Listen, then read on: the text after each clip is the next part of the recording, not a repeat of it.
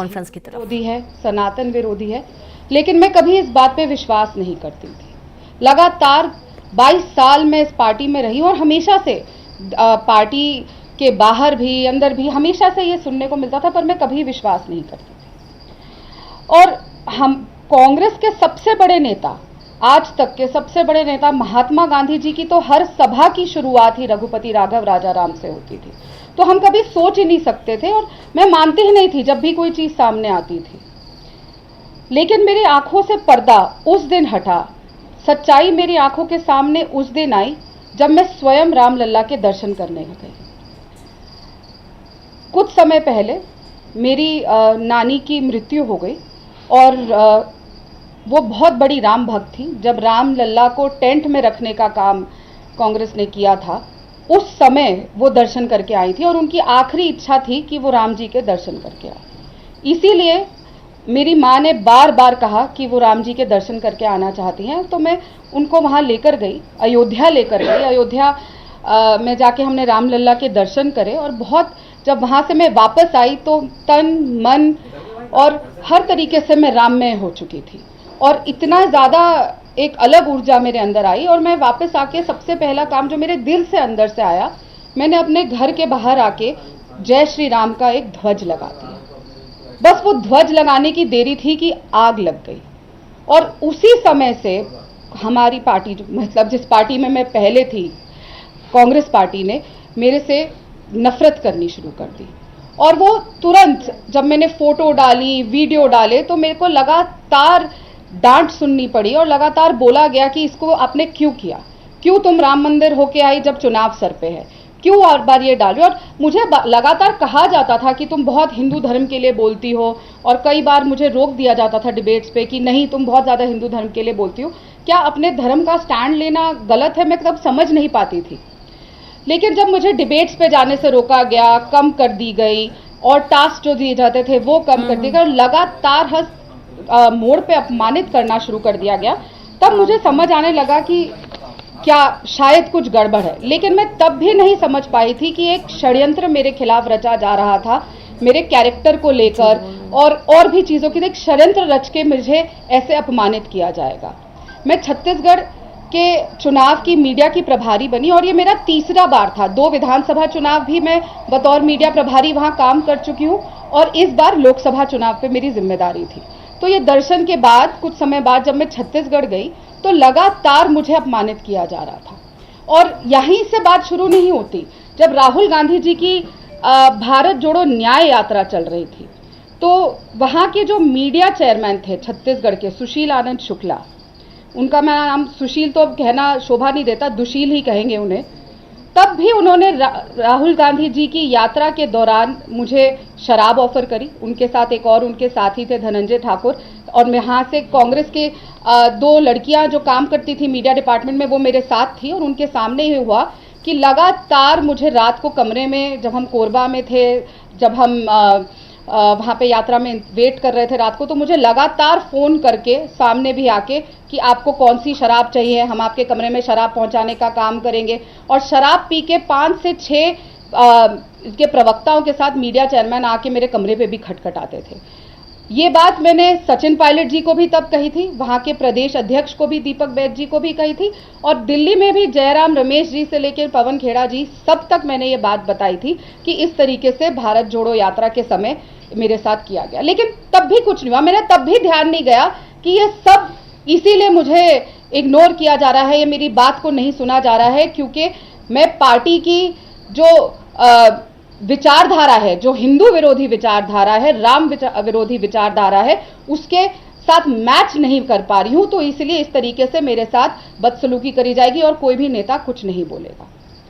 और हद तब पार हो गई जब 30 तारीख को छत्तीसगढ़ कांग्रेस के मुख्यालय में, रायपुर में, किसी भी नेता के लिए, किसी भी पॉलिटिशियन के लिए जो हमारी पार्टी का मुख्यालय होता है वो मंदिर के समान होता है, और हम सबसे सेफ अगर कहीं होते हैं तो वो उस मुख्यालय में होते हैं।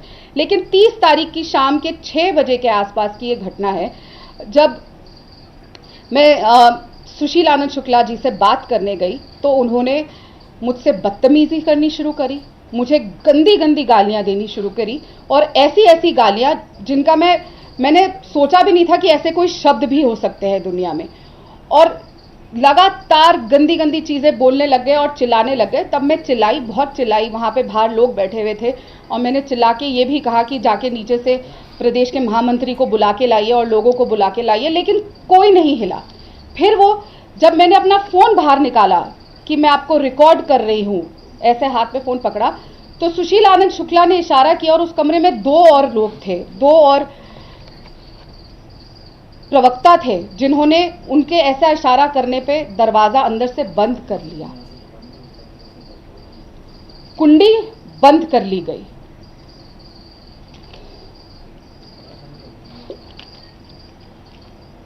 करीबन 1 मिनट तक कमरा अंदर से बंद रहा और मुझे गंदी गंदी गालियां दी गई।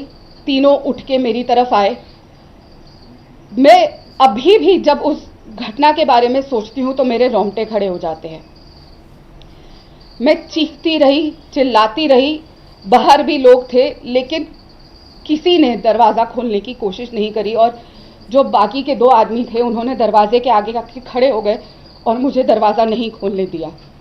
मैं बहुत ज़ोर ज़ोर से चिल्ला रही थी, मेरे हाथ में फ़ोन था, मैं बार बार कहती रही कि मुझे बाहर जाने दीजिए, लेकिन लगातार मुझसे बदसलूकी करी जा रही थी। बहुत मुश्किल से मैं वहाँ पे धक्का देके, और उस समय सिर्फ एक ही चीज़ मेरे ध्यान में आई, मैंने आंख बंद करके चिल्लाते समय सिर्फ कृष्ण जी का ध्यान किया कि वो मुझे यहाँ से बचा के लेकर जाए, क्योंकि जहाँ पे हम सबने अपने आप को एक महिला सबसे सुरक्षित महसूस करती है कि वो हमारा मंदिर है, वहाँ पे मुझे अंदर 3 आदमियों ने बंद कर लिया। बहुत मुश्किल से धक्का देके मैं वो दरवाज़ा खोल के चिल्लाती हुई, चीखती हुई कांग्रेस ऑफिस में, सीढ़ियों से जो लोग वहाँ पे गए उन्होंने देखा कि वो 1st फ्लोर पर ऑफिस है, मैं नीचे भागती हुई गई, चिल्लाती हुई, सीधा प्रदेश के महामंत्री, जनरल सेक्रेटरी और प्रभारी ऑर्गेनाइजेशन के कमरे में गई, चीखती चिल्लाती बिलबिलाती, और मैं सिर्फ इतना कहती रही, बताती रही कि मेरे साथ क्या हुआ है। लेकिन जो प्रदेश के महामंत्री भी थे वो जूते उतार के बैठे रहे, कोई नहीं खड़ा हुआ, किसी ने उस आदमी को नहीं बुलाया, किसी ने नहीं पूछा क्या हुआ, और एक तमाशा वहाँ बनता रहा। मेरी घड़ी 154 पे मेरा BPM चला गया, और घड़ी ऐसे फट कर रही थी, लग रहा था कि घड़ी ही फट जाएगी। मेरे हाथ पैर ठंडे पड़ गए। मैं वो सोचती भी हूँ तो मेरे रोंगटे खड़े हो जाते हैं जो मेरे साथ उस पल हुआ।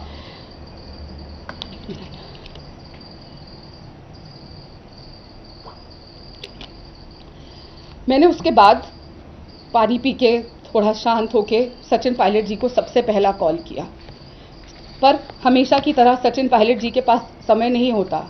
अगर आपको वहाँ पे किसी से बात करनी है, प्रभारी जी हैं वो, लेकिन वो बात नहीं करते, सिर्फ उनके PA बात करते हैं। पार्टी में प्रभारी का काम भी उनके PA करते हैं। उनके PA ने फ़ोन उठाया और उन्होंने कहा कि हम गाड़ी में हैं, हम सरगुजा जा रहे हैं, और मेरी उनसे 1 मिनट बात हुई और मैंने उनको पूरा के पूरा घटनाक्रम से अवगत कराया, और उन्होंने कहा कि 1 मिनट रुकिए। उन्होंने वहाँ पे बात करी और मुझे कहा आप चुप रहिएगा, चुनाव का समय है, बिल्कुल चुप रहिएगा, कुछ मत करना, और उन्होंने फ़ोन रख दिया। मैंने फिर फ़ोन लगाया कि मेरी सर से बात करा दीजिए, लेकिन कहा अभी व्यस्त है, हम गाड़ी में सरगुजा जा रहे हैं। गाड़ी में पीछे सीट पे बैठा हुआ आदमी, अगर एक महिला अपनी खुद की पार्टी की AICC ऑफिस बेरर के साथ इतनी बड़ी घटना हो रही है और वो बात नहीं कर पाया। दूसरा कॉल मैंने भूपेश बघेल जी को किया, उन्होंने फ़ोन कॉल नहीं उठाया। तीसरा कॉल मैंने पवन खेड़ा जी को किया, वो शायद किसी सभा में थे, उन्होंने भी फ़ोन नहीं उठाया। चौथा कॉल मैंने जयराम रमेश जी को किया, उन्होंने भी फ़ोन नहीं उठाया। उसका अगला कॉल मैंने पूर्व मुख्यमंत्री भूपेश बघेल जी के रहे सलाहकार विनोद वर्मा जी को किया। उनसे मेरी बात हुई। एक जो वीडियो मेरा रोता हुआ किसी ने बना के डाल दिया था, मैं बहुत शुक्रगुजार हूँ जिस भी इंसान ने वो वीडियो बना के डाला। लोगों को मेरी हालत और दुर्दशा तो पता चली कि मेरी क्या हालत हो रही थी, वरना कभी मेरी बात बाहर नहीं आ पाती। तो मैं उनसे बात कर रही थी और मैं उनको ये बता रही थी कि क्या बीता, और उधर से भी मुझे सामने ये बोला गया कि तुम कोऑर्डिनेट करके नहीं चलती। क्या अगर मैं कोऑर्डिनेट करके नहीं चलती तो इसकी सज़ा ये होगी कि 3 आदमी बदसलूकी करके मुझे अंदर कमरे में बंद कर लेंगे, वो भी हमारे मंदिर के अंदर। तब भी मैं रोती रही, चिल्लाती रही, मैं ये कहती रही कि सर कुछ कीजिए, मैं सुरक्षित महसूस नहीं कर रही, कोई एक्शन लीजिए, लेकिन किसी ने नहीं सुनी। उसके बाद मेरी पवन खेड़ा जी से बात हुई, उनको मैंने पूरा वाक्य बताया, तब भी मुझे डांट पड़ी कि नहीं, तुम जो कर रही हो गलत है, अपनी आवाज़ उठा रही हो वो गलत है। उसके बाद भूपेश बघेल जी ने मुझे कॉल बैक किया, मेरी उनसे 3.5 मिनट बात हुई। मैंने उनको पूरा घटनाक्रम बताया और ये कहा कि आप मेरे परिवार को जानते हैं, आप मेरे चुनाव प्रचार में आए हैं, आप हमें हर साल बेटी बना के तीजा पोरा के लिए छत्तीसगढ़ बुलाते हैं, मैं छत्तीसगढ़ की बेटी हूं और आप ही के आदमी, आप ही के बनाए हुए सुशील आनंद शुक्ला जो आपके साथ काम करते हैं, उन्होंने ऐसे बदतमीजी करी। पूरी बात सुन के सामने से जब मैंने उन्हें कहा कि मुझे इतनी पीड़ा हो रही है, इतना घबरा गई हूं, मैं अस्पताल से वापस आ रही थी उस समय, तो मैं सोच रही हूं कि मैं राजनीति ही छोड़ दूं, तो भूपेश बघेल जी ने सामने से मुझे कहा नहीं, तुम छत्तीसगढ़ छोड़ दो।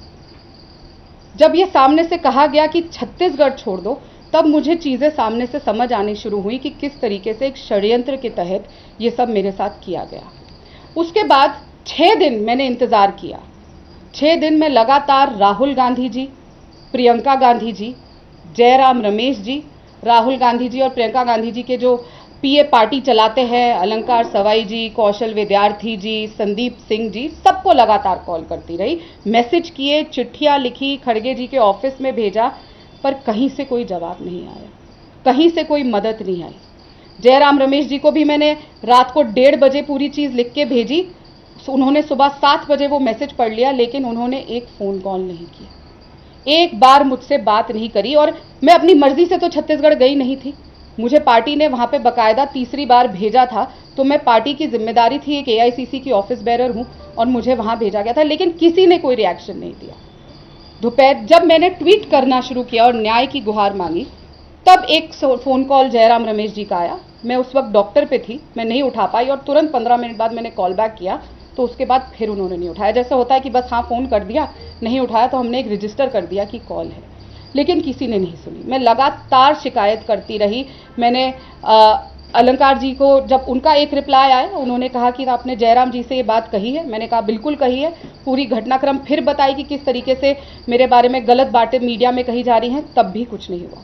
मैं हमेशा सोचती थी जब ये घटना प्रियंका चतुर्वेदी जी के साथ घटी थी ऐसी ही तरीके से, तो शायद पार्टी ने साथ दिया होगा, वो ऐसी ही चली गई। और मैंने बहुत प्रखरता से ये बातें रखी थी और बहुत सामने आके कि नहीं, पार्टी ने उन्हें बहुत कुछ दिया, फिर भी वो चली गई। उसके बाद यही चीज हमने अर्चना गौतम, जो एक दलित लड़की है और सिर्फ प्रियंका गांधी जी का नाम ले लेके, चाहे वो जब बिग बॉस में थी, जब चुनाव लड़ रही थी, सिर्फ प्रियंका गांधी जी का राग बलापती थी, लेकिन उसके साथ भी ऐसा ही हुआ। भारतीय राष्ट्रीय कांग्रेस के राष्ट्रीय मुख्यालय एआईसीसी 24 अकबर रोड में गुंडों को भेजकर उसको पीटा गया था, और तब भी उसने कहा था कि ऊपर के इशारे से मेरे साथ ऐसा हुआ था, लेकिन मैंने तब भी यकीन नहीं किया था, मैं तब भी नहीं मानती थी कि मेरी पार्टी ऐसा कर सकती है। फिर जब अंकिता दत्ता ने कंप्लेंट करी वीवी श्रीनिवास के खिलाफ, तो कंप्लेंट करने का नतीजा ये हुआ कि उसको पार्टी से निकाल दिया गया। लेकिन वीवी श्रीनिवास, जिस दिन मेरे साथ ये घटना हुई और जब अगले दिन प्रेस कॉन्फ्रेंस हो रही थी, वीवी श्रीनिवास बैठ के सरगुजा में प्रेस कॉन्फ्रेंस सचिन पायलट के साथ कर रहे थे, और वही आदमी जिसने मुझे कमरे में बंद किया था, वो पवन खेड़ा के साथ प्रेस कॉन्फ्रेंस बैठ के रायपुर में कर रहे थे। ये तरीका था हमारी पार्टी का हर चीज को हैंडल करने का। उसके बाद गुरदीप सप्पल जी आए, फिर वो आदमी जिसने मुझे कमरे में बंद किया था, वो प्रेस कॉन्फ्रेंस साथ कर रहा था। लगातार मैं कंप्लेंट करती रही, फिर भी गुहार करती रही। 5 दिन 6 दिन मैंने मीडिया से बिल्कुल बात नहीं करी। मैंने अपना धर्म निभाया कि अगर इंक्वायरी करी जाए, कुछ बात करी जाए, तो मैं तब तक मीडिया से बात नहीं करूंगी। मैंने बात को घर में रखने की कोशिश करी।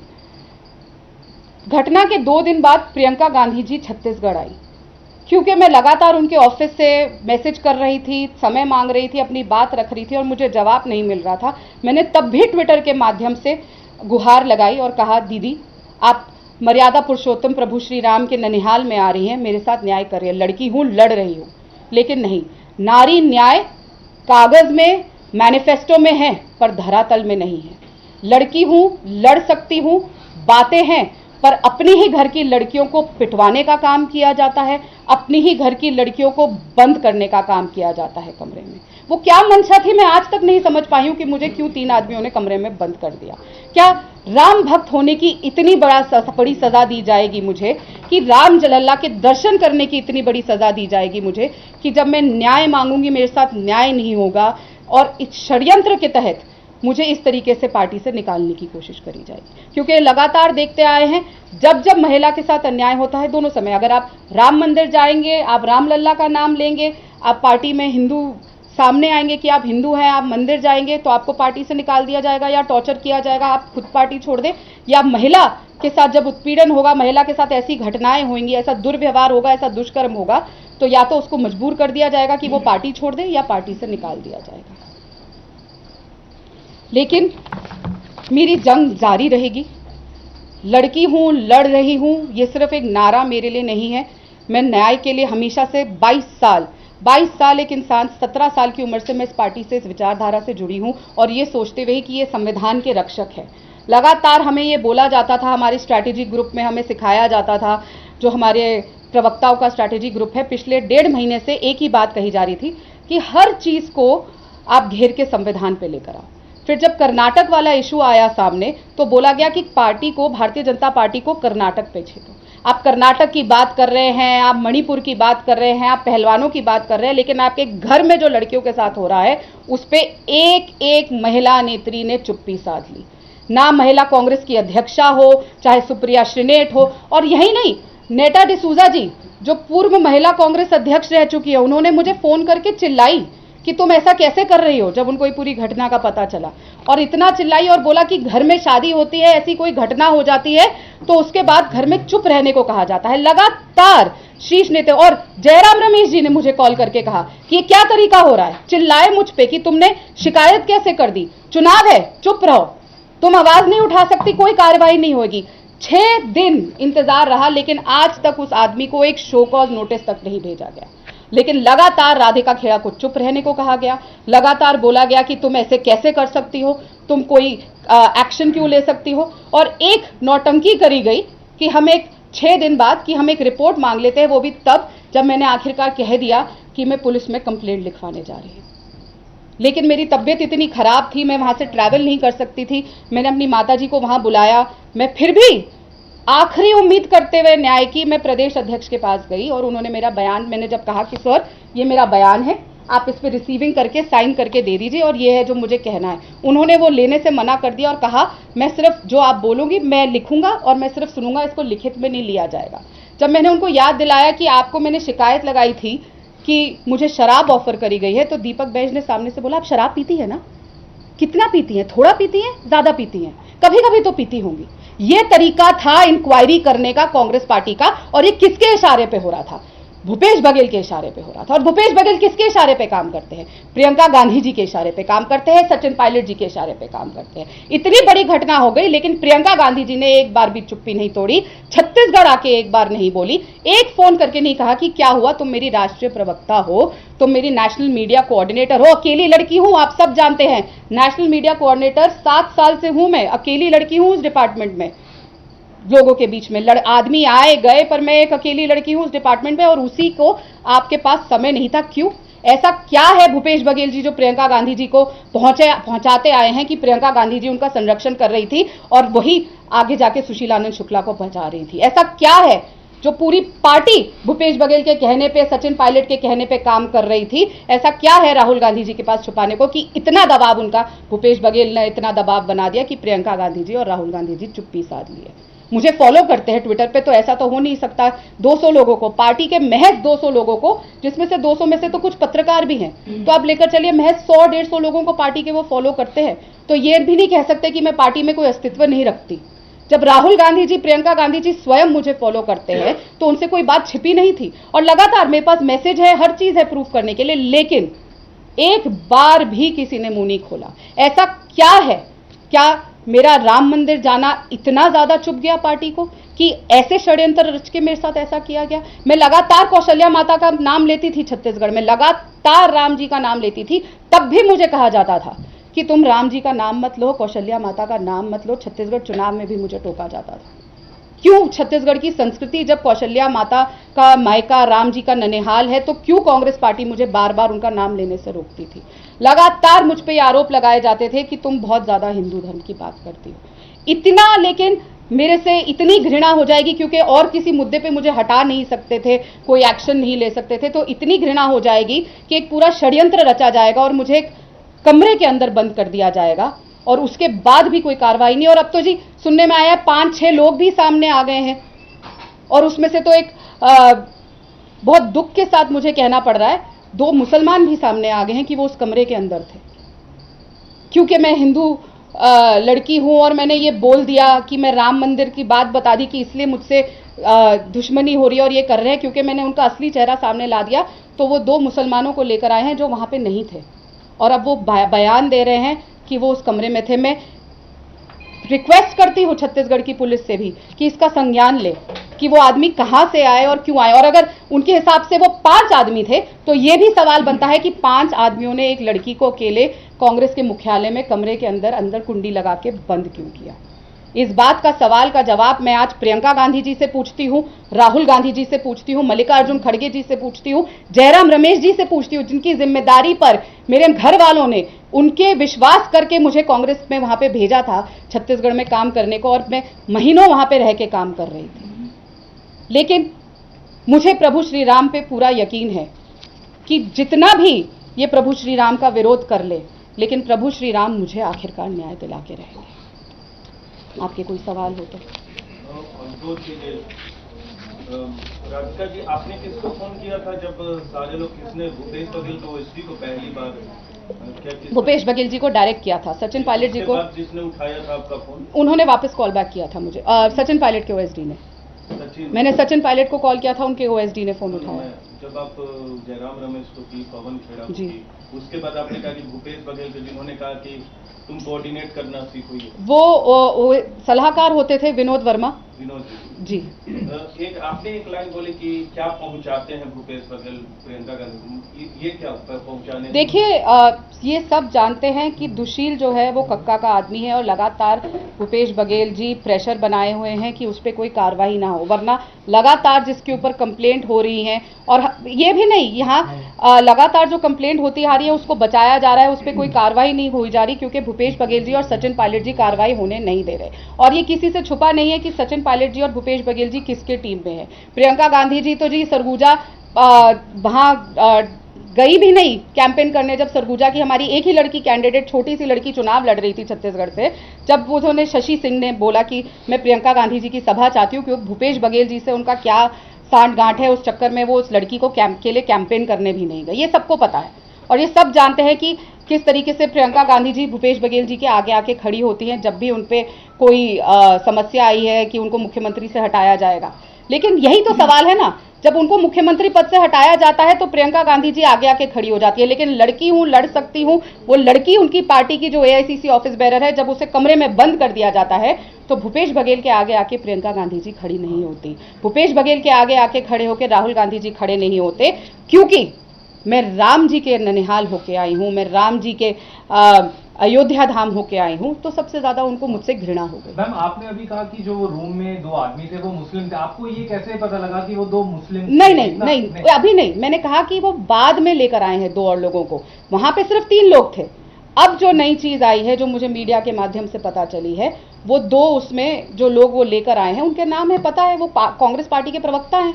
तो उनका जो क्लेम कर रहे हैं कि वो कमरे के अंदर थे, जबकि नहीं थे। उस कमरे में सिर्फ 3 लोग थे, मैं, सुशील आनंद शुक्ला, नितिन बंसाली और सुरेंद्र वर्मा, सिर्फ 3 लोग। ये 2 आदमी जो नए आए हैं, जो कह रहे हैं कि हम 5 लोग थे, और ये भी कह रहे हैं कि उन्होंने कमरा अंदर से बंद किया, तो सोचने की बात है, जो ये 2 नए आदमी अंदर आते हैं, 5 लोग एक लड़की को कमरे के अंदर बंद कर रहे हैं, और प्रियंका गांधी जी आज भी चुप है, खड़गे जी आज भी चुप है। मैंने अपना पहले जब इस्तीफा भेजा, किसी ने मुझसे संपर्क नहीं किया, किसी ने एक बार फोन उठा के नहीं पूछा कि ये क्यों कर रही हो। और जब मैं कंप्लेंट भी कर रही थी, सिर्फ मुझे फोन करके धमकाया जाता था कि चुप रहो, चुप रहो, चुप रहो। कोई भी कार्रवाई, एक शो कॉज नोटिस तक नहीं भेजा गया, जो एक बहुत बेसिक चीज होती है जब कोई घटना किसी भी दफ्तर में घटती है, कि सबसे पहला काम एक शो कॉज नोटिस करने का। तो मैम, अभी आपने ऐसे ये बताया कि आपकी फॉर्मर जो फीमेल पुलिस है उनके साथ भी ऐसे घटना होती रही, तो आप क्या ये कहना? नहीं, मैंने कहा था वो सामने थी जब ये हुई थी। आप क्या ये कहना चाह रहे हैं कि कांग्रेस पार्टी एक महिला विरोधी पार्टी? बिल्कुल। देखिए, एआईसीसी के मुख्यालय में एक दलित लड़की को कांग्रेस के कार्यकर्ता, कांग्रेस के ऑफिस बेरर्स प्रियंका गांधी के इशारे पे आके पीट के जाते हैं, ये किसी से नहीं छुपा। तो आप सुन रहे थे राधिका खेड़ा को, जो कि कांग्रेस पार्टी छोड़कर अब कांग्रेस पार्टी में हुए कथित अन्याय की, कथित जो उनके साथ दुर्व्यवहार हुआ उसके बारे में पूरी विस्तारपूर्वक जानकारी दे रही हैं, जिनका ये कहना है कि मैं राम जी की भक्त हूं और मुझे राम की भक्ति करने से रोका जा रहा था। महिला होने के बावजूद मेरा सम्मान पार्टी में नहीं था। मुझ पर कई बड़े पार्टी के नेताओं ने फोन करके चिल्लाया, मुझे एक कमरे में बंद किया गया, मुझे गंदी गालियां दी गईं। और तो और सुशीलानंद शुक्ला पर एक गंभीर आरोप लगाते हुए उन्होंने कहा कि मुझे राहुल गांधी की यात्रा के दौरान शराब ऑफर की गई और शराब पीने के लिए मुझसे पूछा गया। और तो और इस पूरे मामले में पार्टी के जो कुछ पुराने नेता पार्टी छोड़कर जा चुके हैं, महिला नेताओं की हम बात कर रहे हैं, उनका भी जिक्र उन्होंने किया और कहा कि उनके साथ भी इसी तरह से दुर्व्यवहार किया गया था।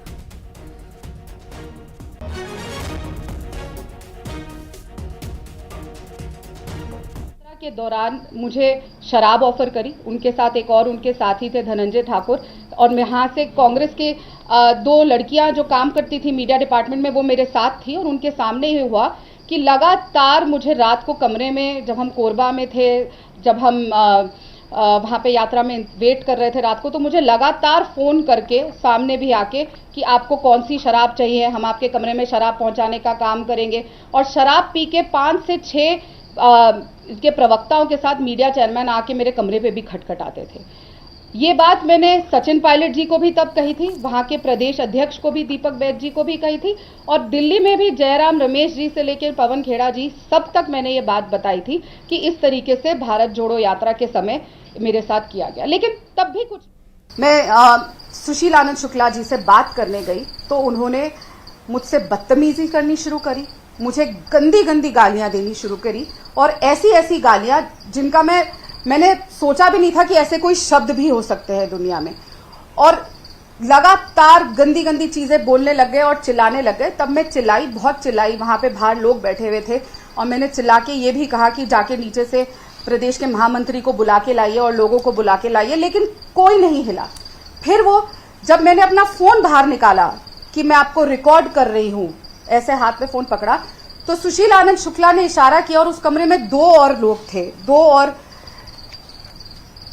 प्रवक्ता थे, जिन्होंने उनके ऐसा इशारा करने पे दरवाजा अंदर से बंद कर लिया।